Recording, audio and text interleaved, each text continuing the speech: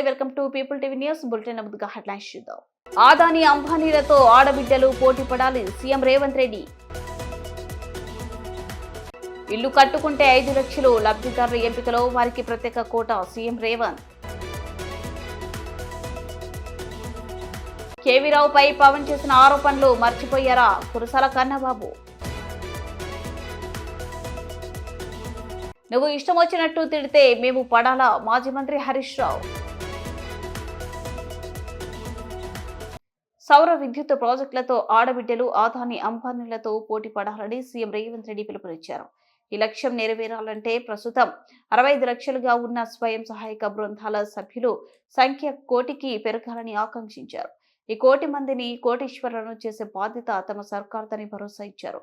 మాధాపూర్ శిల్పారామంలో కొత్తగా ఏర్పాటు చేసిన రాష్ట్ర స్థాయి ఇందిరా మహిళా శక్తి బజార్ను ఆయన గురువారం సాయంత్రం గవర్నర్ జిష్ణుదేవ్ శర్మ దంపతులతో కలిసి ప్రారంభించారు. ఈ సందర్భంగా మాట్లాడుతూ రాష్ట్రంలో కాంగ్రెస్ సర్కారు ఏర్పాటైన వెంటనే మహిళా సంక్షేమం కోసం అమలు చేస్తున్న గ్యారంటీలను గురించి వివరించారు.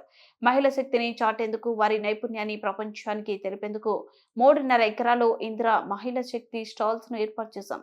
ఈ బజార్ దేశంలోని ఆదర్శంగా ఉండేలా చేయాలని విదేశీ పర్యాటకులు చార్మినార్, బుద్ధ విగ్రహం, ఐటీ కారిడార్ తో పాటు శిల్పారామంలోని మహిళా శక్తి బజార్ ను సందర్శించిందే ఉండేలా పనిచేయాలని పిలుపునిచ్చారు. తెలంగాణ సమాజానికే కాకుండా ఈ దేశంలో ఉండే ప్రతి రాష్ట్ర ప్రతినిధులకు కూడా పూర్తి వివరాలను అందజేయడం జరిగింది. గవర్నర్ గారికి కూడా పూర్తిగా మన ప్రగతి నివేదికను మన ఉప ముఖ్యమంత్రి గారు నివేదించడం జరిగింది. నేను 2 విషయాలు ప్రస్తావిస్తాను, ఎందుకంటే ఈరోజు మనమందరం మన గవర్నర్ గారు ఏం చెప్తున్నారో వినడానికి ఇక్కడ సమావేశమైనాం. ఆనాడు డిసెంబర్ 3, 2023 నాడు మీరు ఇచ్చిన తీర్పు, డిసెంబర్ 7, 2023 నాడు మేము చేసిన ప్రమాణ స్వీకారం, డిసెంబర్ 9, 2023 నాడు మొట్టమొదటి శాసనసభను ప్రారంభించుకొని మహిళా శక్తి అంటే ప్రపంచానికి చూపించాలి, తెలంగాణ మహిళా శక్తి ఈ దేశానికి ఆదర్శంగా నిలబడాలని నిర్ణయించుకున్నాం. ఆ నిర్ణయంలోనే భాగస్వాములుగా మిమ్మల్ని చేయాలని, సోలార్ పవర్ ప్రాజెక్టులు అదాని అంబానీలతో మా ఆడబిడ్డలు పోటీ పడాలని, మీ అందరినీ 1 కోటి మంది ఆడబిడ్డల్ని కోటీశ్వరులను చేయడమే లక్ష్యంగా ఈరోజు ఈ ప్రభుత్వం నిర్దిష్టమైన కార్యాచరణను తీసుకొని ముందుకు వెళ్తుంది. ఆర్టీసీలో ఉచిత ప్రయాణం 115 కోట్ల మంది ఆడబిడ్డలు ప్రయాణం చేసి ఈ సంవత్సరంలో 4,000 కోట్ల రూపాయలు ఆర్టీసీకి ఆడబిడ్డల తరఫున మనం చెల్లించినాం. ఒక్కొక్క ఆడబిడ్డకు 5,000 నుంచి 7,000 రూపాయలు ఈరోజు మిగులుతుంది. అదేవిధంగా 500 రూపాయల సిలిండర్, 200 యూనిట్లు ఉచిత విద్యుత్తు, అదేవిధంగా అమ్మ ఆదర్శ పాఠశాల నిర్వహణతో పాటు పాఠశాలలో పిల్లల బట్టలు కుట్టే వ్యవస్థ, అదేవిధంగా ఇందిరా మహిళా శక్తి క్యాంటీన్లు, ఈ రకంగా అన్ని విధాలుగా ఈరోజు మిమ్మల్ని ప్రయోజకులుగా చేర్చి వ్యాపారవేత్తలుగా తీర్చిదిద్ది అదాని అంబానీలతోనే పోటీ పడే విధంగా మన మహిళా శక్తిని తీర్చిదిద్దాలన్నదే మన ప్రభుత్వం యొక్క లక్ష్యము. ఈ లక్ష్యం నెరవేరాలంటే ఈరోజు 65 లక్షల మంది సభ్యులు ఉన్నారు. 1 కోటి మందిని ఎప్పటిలోగా చేస్తారో మీరు నాకు మాట ఇవ్వాలి. మీరు 1 కోటి మందిని చేసే బాధ్యత మీది, 1 కోటి మందిని కోటీశ్వరులను చేసే బాధ్యత నాది. మహిళా శక్తిని పెంచండి. ఆడబిడ్డ చేతిలో నగదు ఉంటేనే మన పిల్లలు బడికి పోతారు, మన పిల్లలు బాగుపడతారు. పండగకి ఇంటికి ఆడబిడ్డ వస్తే సీర సారె పెట్టడానికి ఆడబిడ్డ చేతిలో నగదు ఉండాలి. ఇంటాయన చేతిలో నగదు ఉంటే సాయంత్రం పోయి బెల్ట్ షాపులలో ఇచ్చొస్తాడు. నాకు అది అందుకే ఆడబిడ్డ చేతిలో నగదు ఉన్నప్పుడే, అది పాల వ్యాపారమైనా, కుటీర పరిశ్రమ అయినా, సోలార్ పవర్ అయినా, ఆర్టీసీ బస్సులైనా, ఏదైనా ఆడబిడ్డ చేతిలో ఉండాలన్న సంపూర్ణమైన విశ్వాసంతో మీ సోదరుడుగా, మీ అన్నగా, మీ తమ్ముడుగా, మీ బిడ్డగా మీ కష్టాలు తీర్చడం కోసమే ఈ ప్రభుత్వం ఉన్నది. మిమ్మల్ని దృష్టిలో పెట్టుకునే ప్రణాళిక చేస్తున్నాము. ఈ పక్కలనే హైటెక్ సిటీ, ఆ పక్కలన్నీ ఐటీ కంపెనీలు. ఈ ప్రాంతం అంటేనే కోటీశ్వరుల యొక్క ప్రాంతం. శిల్పారామం పక్కన, హైటెక్ సిటీ పక్కన 3.5 ఎకరాలు 100 కోట్ల రూపాయల విలువైన భూమిని ఎవరి చేతుల్లో ఉంటే గుంజుకొని మా ఆడబిడ్డల చేతిలో పెట్టిన, ఎందుకంటే ఇది భద్రంగా ఉంటుందని. మీ నైపుణ్యాన్ని, మీలో ఉన్న ఒక శక్తిని ఇక్కడ ప్రదర్శించండి. ప్రపంచమంతా ఇక్కడికి వచ్చి చూడాలి. ఎవరి నగరానికి వచ్చినా, చార్మినార్ చూసినా, లేకపోతే గౌతమ బుద్ధుడిని చూసినా, ఐటీ పరిశ్రమలకు పోయినా, అంతర్జాతీయ ఎయిర్పోర్ట్ చూసినా, మీ మహిళా శక్తి శిల్పారామం దగ్గరకు వచ్చి ఇందిరా మహిళా శక్తి ఈ ఆవరణను చూడకపోతే అసంపూర్తి అన్నంత గొప్పగా మీరు దీన్ని నిర్వహించండి. ప్రభుత్వం మీకు అండగా నిలబడుతుంది. మీకు కావాల్సిన అన్ని వసతులను ఏర్పాటు చేసే బాధ్యత నేను తీసుకుంటా. ఇంకా చాలా కార్యక్రమాలు ఉన్నాయి. కొత్త సంవత్సరంలో పాత ఉమ్మడి 10 జిల్లాలు నేను తిరుగుతా. ప్రతి జిల్లాలో 1,00,000 మంది ఆడబిడ్డలతో, ప్రతి ఉమ్మడి జిల్లాలో 1,00,000 మంది ఆడబిడ్డలతో మనం సమావేశం పెట్టుకొని మన కార్యాచరణ తీసుకుందాం. అదేవిధంగా డిసెంబర్ 9 రోజు సచివాలయంలో తెలంగాణ తల్లి విగ్రహ ఆవిష్కరణ ఉన్నది. ఆ రోజు మహిళా సంఘాల సభ్యులందరినీ 1,00,000 మందిని అక్కడికి ఆహ్వానించడం జరుగుతుంది. చీఫ్ సెక్రటరీ గారికి, సీతక్క గారికి ఈ వేదిక మీద నుంచి ఆదేశాలు ఇస్తున్నా. తెలంగాణ తల్లి విగ్రహ ఆవిష్కరణ మీ కరతాల తన్నుల మధ్యలోనే డిసెంబర్ 9 సాయంత్రం ప్రారంభించుకోవాలనుకుంటున్నాం. మేము అందరినీ అక్కడికి రావాల్సిందిగా ఆహ్వానిస్తూ మీ అందరి దగ్గర సెలవు తీసుకుంటున్నా. ధన్యవాదాలు సోదరి మల్లారా. తెలంగాణలోనే ఇండ్లు లేని పేదలకు తీపి కబురు. ఇందిరమ్మ ఇండ్ల లబ్ధిదారుల ఎంపిక కోసం ప్రభుత్వం కసరత్తు ప్రారంభించింది. త్వరలోనే లబ్ధిదారులకు ఇండ్లు ఇవ్వనున్నారు. ఈ మేరకు ఇందిరమ్మ ఇండ్ల లబ్ధిదారుల ఎంపిక కోసం డిజైన్ చేసిన ప్రత్యేక యాప్ మోడల్ హౌస్ నిర్మాణాలను సీఎం రేవంత్ లాంచ్ చేశారు. సెక్రటరియట్ వేదికగా డిప్యూటీ సీఎం భట్టి, తెలంగాణ గృహ నిర్మాణ శాఖ మంత్రి పొంగురెడ్డి శ్రీనివాసరెడ్డి తదితరులతో కలిసి ప్రారంభించారు. ఈ సందర్భంగా మాట్లాడిన సీఎం రేవంత్, ఈ ఏడాది తెలంగాణ వ్యాప్తంగా 4.5 లక్షల ఇళ్ల నిర్మాణాలు చేపడతామన్నారు.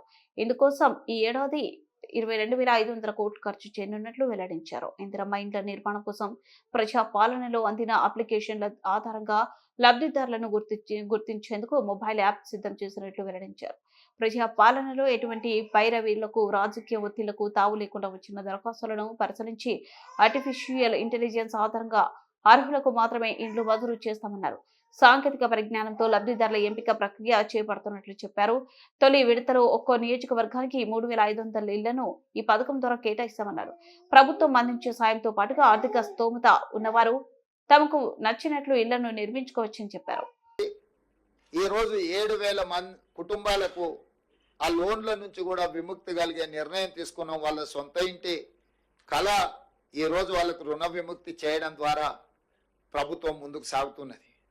అందుకే ఈరోజు గృహ నిర్మాణ శాఖ మంత్రివర్యులు పొంగులేటి శ్రీనివాసరెడ్డి గారు ప్రజాపాలనలో గ్రామ సభల ద్వారా సేకరించిన అప్లికేషన్లను విశ్లేషించడమే కాకుండా అర్హులైన అందరి వివరాలను కేంద్ర ప్రభుత్వానికి అందించి కేంద్ర ప్రభుత్వం నుంచి రావాల్సిన నిధులను రాబట్టుకునే కార్యక్రమాన్ని చేపట్టడమే కాకుండా ఈ కార్యక్రమం లక్ష్యం ఎంత గొప్పదైనా అమలులో లోపాలు ఉంటే పూర్తిగా ప్రభుత్వ విశ్వసనీయత దెబ్బతింటుంది, పేదవాళ్ళకు అన్యాయం జరుగుతుందన్న ఆలోచనతోటి ఒక గొప్ప లక్ష్యంతో ప్రజాపాలనలో వచ్చిన అప్లికేషన్లు పరిశీలించడమే కాకుండా సాంకేతిక నైపుణ్యాన్ని, ఆర్టిఫిషియల్ ఇంటెలిజెన్స్ను జోడించి ఏ ఒక్క ఇల్లు కూడా అనర్హులకు అందకూడదు, అర్హులైన వాళ్ళకే ఇల్లు చెందాలి అన్న ఆలోచనతో నూతనంగా ఒక యాప్ తీసుకొచ్చి ఆర్టిఫిషియల్ ఇంటెలిజెన్స్ ద్వారా ప్రతి స్థాయిలో, పునాది స్థాయిలో, గోడల స్థాయిలో,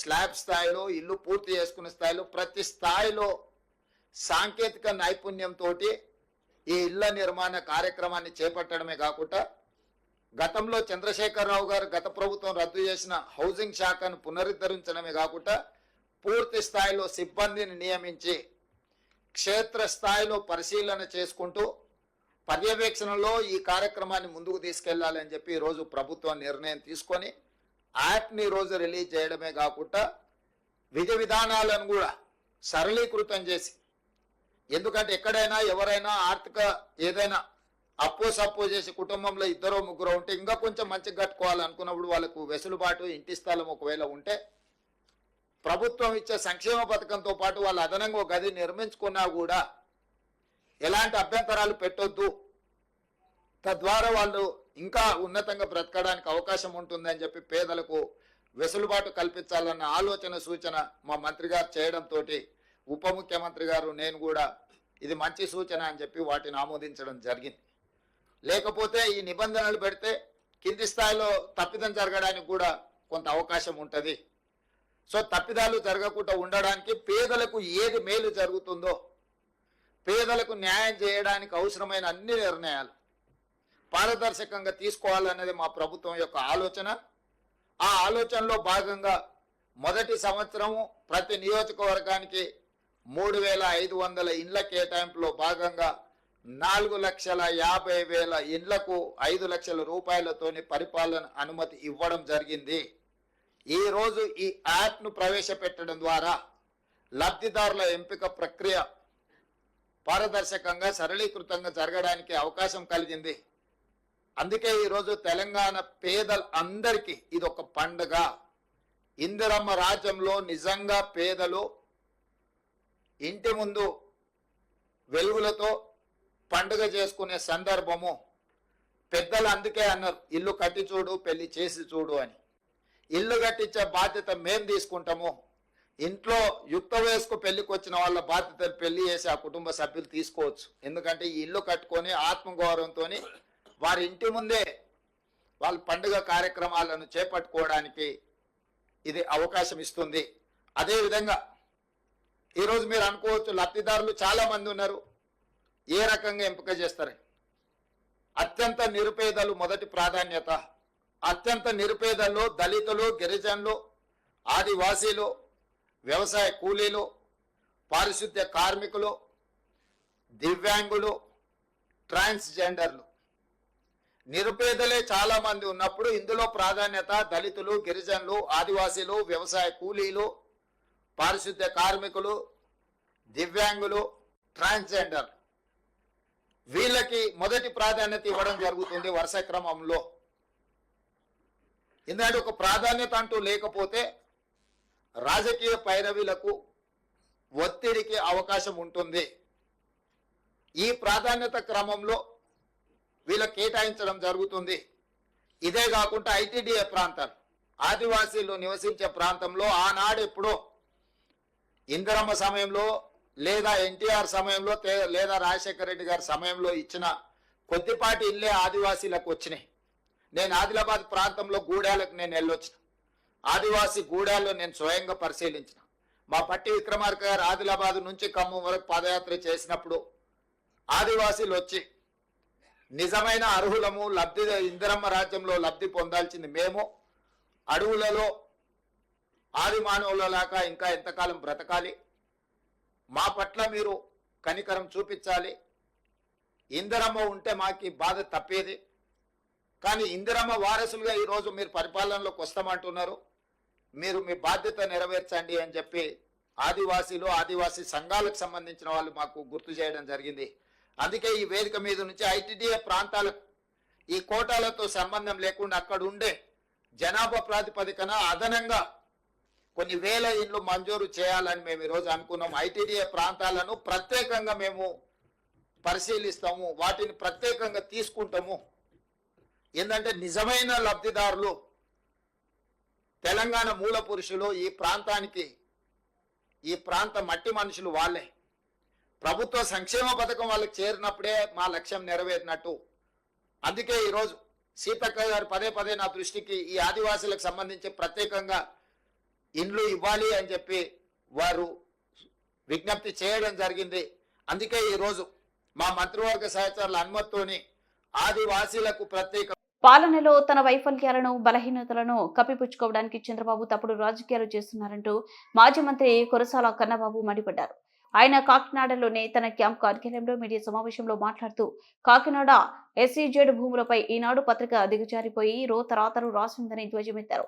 కాకినాడ ఎస్ఈజెడ్ భూములపై కుట్రపూరితంగా చంద్రబాబు ఆయనకు ఒత్తాసు పలుకుతున్న ఈనాడు పత్రిక ఆసక్త్యాలు, భూత కల్పనలతో వైఎస్ జగన్ బురద చల్లేందుకు ప్రయత్నించామని మండిపడ్డారు. దేశంలో ఎక్కడా లేని విధంగా ఎస్ఈజెడ్ కు భూములు ఇచ్చేందుకు నిరాకరించిన రైతులకు వారి భూములను తిరిగి ఇప్పించిన ఘనత వైఎస్ జగన్ కి దక్కుతుందని కన్నబాబు అన్నారు. పెట్టిన తర్వాత కూడా సీఎస్గా ఉన్న టక్కర్ గారు దీన్ని వ్యతిరేకించారు. అయినా క్యాబినెట్కి సబ్జెక్టులు తీసుకొచ్చారు.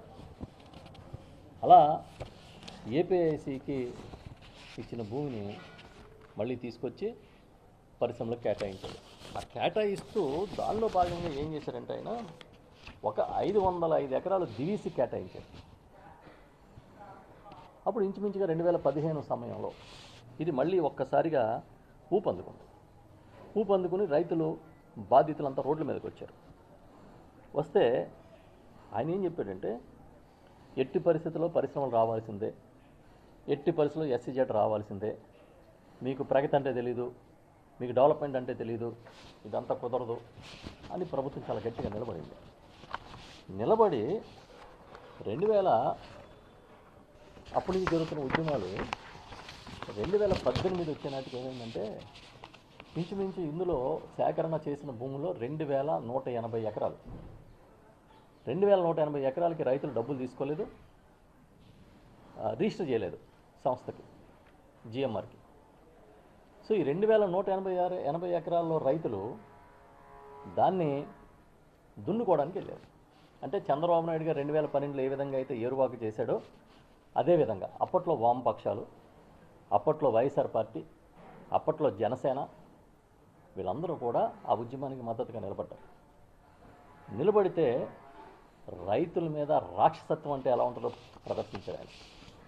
ఏ స్థాయి కంటే పోలీసుల్ని, యాంటీ నక్సల్స్ స్క్వాడ్లని దింపి లాఠీ ఛార్జీలు చేసి దొరికినట్టు కొట్టాడు.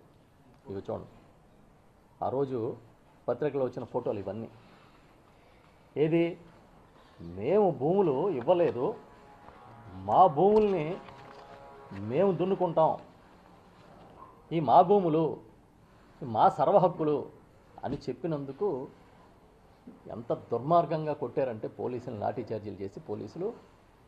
ఇంకో రైతులు చూడండి, ఒక పోలీసు కాళ్ళు పట్టుకుని వేడుకుంటున్నాడు ఈయన. చెయ్యకపోగా ఏం చేశారంటే 2015 నుంచి ఈ సెజ్ వ్యతిరేక పోరాట కమిటీలో ఉన్న నాయకుల్ని అరెస్టు చేసి పెద్ద ఎత్తున కేసులు పెట్టి రాజమండ్రి సెంట్రల్ జైలుకి పంపించారు. ఇందులో సూర్యనారాయణ గారు అని ఒక ఆయన, బావిచెట్టి నారాయణ స్వామి గారు, పెనుమలి సుబ్బిరెడ్డి గారు, వీళ్ళందరూ కూడా ఏజ్డ్ పర్సన్స్. వీళ్ళందరినీ కూడా అరెస్టులు చేసి స్నేహ బ్లాక్లో వేసి వాళ్ళతో బాత్రూములు గడిగించారు, వాళ్ళతో జైల్లో నానా హింస పెట్టారు, వాళ్ళని పెట్టి ఒప్పుకోమన్నారు. కానీ మా కష్టార్జితాలు, మా తరాలుగా వస్తున్న భూములు మేము ఇవ్వమని వాళ్ళు గట్టిగా నిలబడి చివరికి ఏమీ చేయలేక ఒక దశలో ఏం చెప్పారంటే, పోనీ ఒక పని చేయండి, 2003 యాక్ట్ కింద కాకుండా, భూసేకరణ యాక్ట్ కాకుండా 2013 యాక్ట్ కింద మాకు డబ్బులు ఇవ్వండి, మేము వదిలేస్తాం భూములు అని చెప్పారు. దానికి కూడా అంగీకరించలే, ఇచ్చి తీరాల్సిందని పట్టుబట్టారు.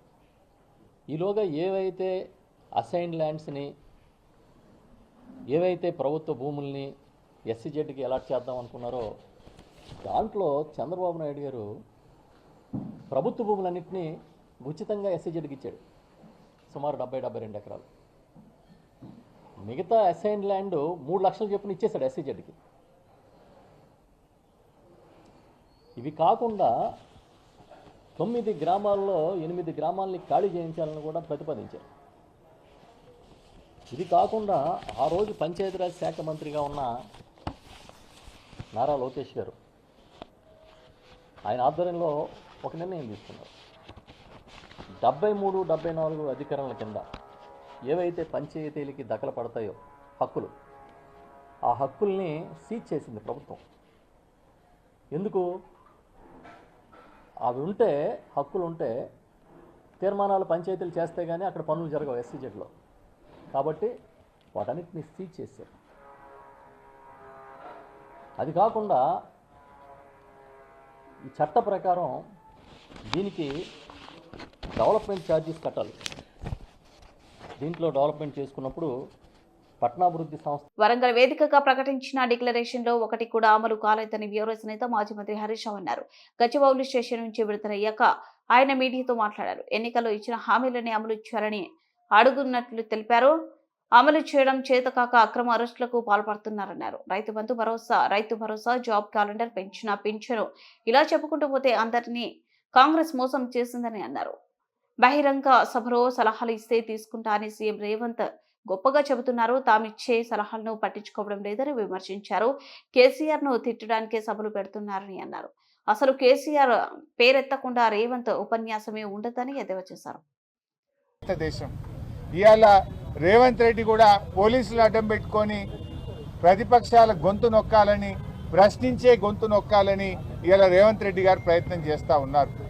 ఇవాళ పోలీస్ స్టేషన్లన్నీ కూడా కాంగ్రెస్ పార్టీ ఆఫీసులుగా మారిపోయినాయి.